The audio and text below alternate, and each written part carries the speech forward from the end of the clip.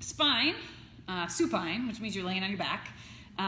Flexion and extension, it's a hinge point training, okay? So most of us, again, when we're kind of in this all-four position, when we do our cat-camel, or that cat-cow, right? So either one of them, right? We usually have one point in which kind of moves. So let's see if I can't really do it.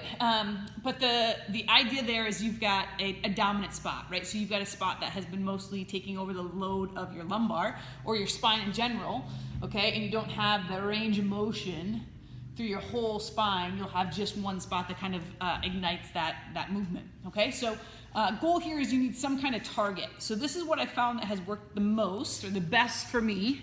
So this is just a pencil that's kind of wrapped in some athletic tape, okay, to the desired thickness that I want. Now you can also take maybe an end of like a athletic tape that's been mostly used, right? That still has a little cardboard piece in it that's got some tape on it. That might work as well. But really this is the best thing that I found. Limited investment for what you're gonna get out of it. Okay, so from here, you're gonna work on those places that you may not have movement in.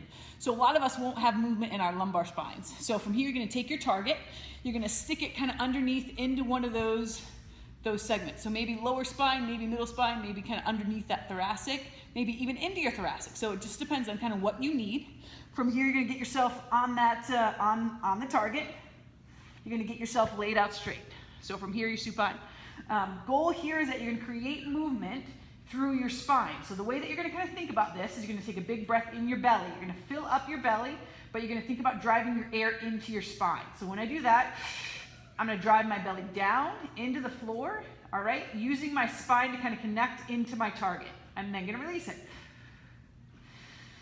So I'm just trying to create movement around that target into that spot. All right, when I do this, really, my glutes shouldn't really activate that much. They will a little bit, but they're not gonna activate that much, and there shouldn't really be, I'm doing it right now. All right, and there shouldn't really be any movement that happens from my pelvis. So if you do this, right, and you try to drive through your heels and pick your pelvis up to try to rotate that into connect into your spine, that's still not your spine moving, okay? That's been the problem this whole time. So from here, your spine stays connected to the floor, right? That doesn't move. And then from here, just trying to drive through your belly button, using some air to kind of drive into your target, into that space. And then hopefully, eventually, you won't have to work too much with that breath to be able to connect in. So you go for a certain amount of time here, maybe eventually you move up slightly, and then you work into that spot.